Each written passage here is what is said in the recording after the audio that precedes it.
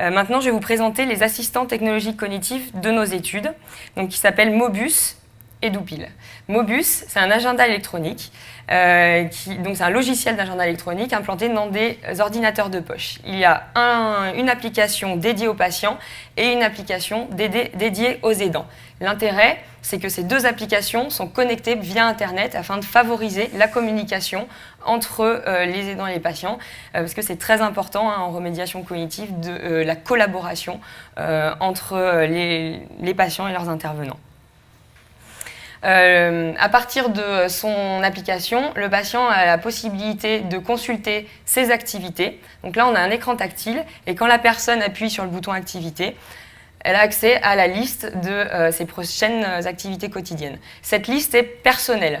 Ce n'est pas une liste d'activités à réaliser banale ou que tout le monde pourrait réaliser. Là, c'est vraiment chaque patient a sa propre liste d'activités et c'est les patients qui ont décidé des activités à programmer dans l'agenda. Lorsque la personne réalise son activité, donc là on voit qu'il est 15h26, à 15h30 il faut aller à la piscine, la personne a la possibilité de signaler qu'il a bien réalisé son activité en cliquant sur la ligne piscine, tout simplement, sur l'écran tactile. En appuyant ensuite sur le bouton symptômes de l'application patient, les personnes ont accès à une liste de symptômes et ici aussi la liste est personnalisée. Donc ici, on voit qu'à 15h26, la personne est allée à la piscine, se trouve dans la piscine et exprime qu'elle ressent une angoisse d'intensité faible. Et cette information est enregistrée sur un serveur et envoyée dans le PDA du personnel soignant. Donc, c'est intéressant pour les intervenants de pouvoir discuter ensuite des symptômes qui ont été ressentis au jour le jour par leurs patients. Ce qui nous a donné que les binômes ont trouvé que l'interface était facile à utiliser et ils ont apprécié ses aspects ludiques. Les aidants ont exprimé qu'ils trouvaient que ce principe était utile pour compléter le suivi de leurs patients et que ça favorisait la communication. En effet, les patients ont eux aussi exprimé qu'ils trouvaient qu'il y avait un aspect sécurisant et stimulant et que le PDA diminuait leur isolement avec un patient qui nous a clairement dit que le matin, il se réveillait content de regarder son agenda, ses prochaines activités et qu'il allait en discuter à son intervenant dans son foyer. Nous avons pu aussi approcher les limites de la première version de Mobus. En effet, il manquait un signal sonore pour le rappel des activités. Et puis, on a eu des problèmes de connexion dus au Wi-Fi. Vous connaissez ce système. Quand on va dans un café équipé avec le Wi-Fi, avec son ordinateur portable, on peut se connecter à Internet. Puis quand on s'éloigne, on n'est plus connecté. Là, on avait le même problème avec Mobus. Donc, les activités n'étaient plus mises à jour et les patients donc, ne pouvaient plus consulter la liste de leurs activités. On a donc remédié à ça en changeant les paramètres de connexion du matériel. Je ne vais pas rentrer dans le détail, mais l'idée c'était qu'on n'avait plus ce problème de connexion. On a aussi ajouté un signal sonore au moment où l'activité devait être réalisée et un code de couleur pour signaler à la personne en rouge si l'activité était en retard, en jaune si l'activité était à réaliser tout de suite et en gris si l'activité était à réaliser plus tard. Ce code de couleur était géré par les intervenants. En ce qui concerne l'utilisation du matériel, on a de nouveau fait face à des problèmes de connexion qui faisaient qu'on perdait l'application et que les activités n'étaient pas mises à jour. Donc ça, c'était encore à améliorer dans une troisième version de Mobus.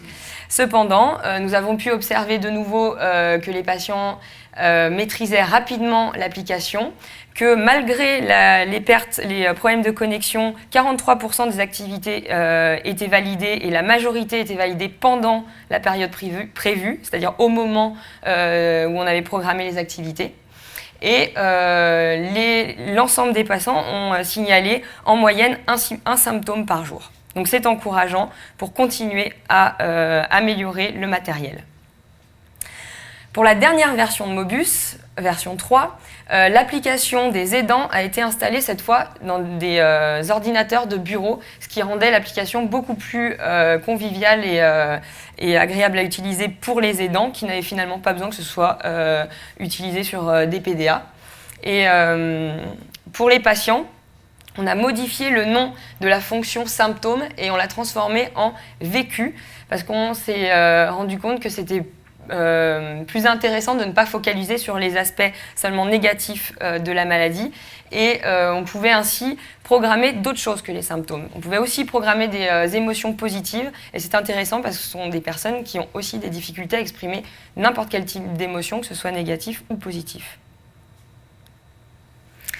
Grâce au fait qu'on ait mis les applications des aidants sur des ordinateurs de bureau, cette fois les aidants pouvaient voir pour chaque activité de leur patient si elle avait été effectivement réalisée ou pas. Donc en rouge sont les activités qui n'ont pas été réalisées et en vert sont les activités qui ont été effectivement validées.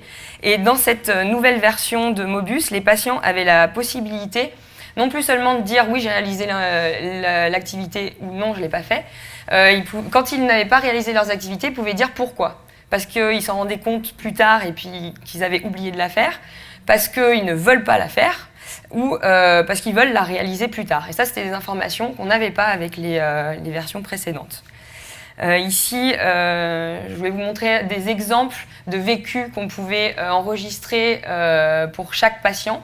Donc ET1, 2 et 3 ce sont des patients, puis on peut voir que chacun utilise cette fonction de manière très personnelle. On en a qui l'utilisent beaucoup moins que d'autres. Et on peut vraiment rentrer tout un tas de vécus différents. Par exemple, on peut vraiment personnaliser la fonction grignotage, qui n'est ni un vécu positif ni un vécu négatif. C'est intéressant pour les personnes qui prennent des antipsychotiques de seconde génération qui augmentent l'appétit, qui augmentent le poids et c'est des effets secondaires de ces antipsychotiques qui sont gênants. Donc là, on peut avoir une mesure objective du nombre de fois où la personne grignote et on peut même voir qu'est-ce que la personne grignote, si c'est plutôt des biscuits ou des choses plus santé comme les fruits. Ah oui, on a aussi amélioré la musique au moment où, c'est intéressant, juste une petite, au moment où l'activité doit être réalisée, cette fois le patient peut choisir la musique qui lui rappelle son activité. Donc ça ajoute à l'aspect ludique et motivant du matériel. Et ici, je vous propose des commentaires des patients par rapport à Mobus. Donc, on a relevé l'ensemble des commentaires positifs et négatifs.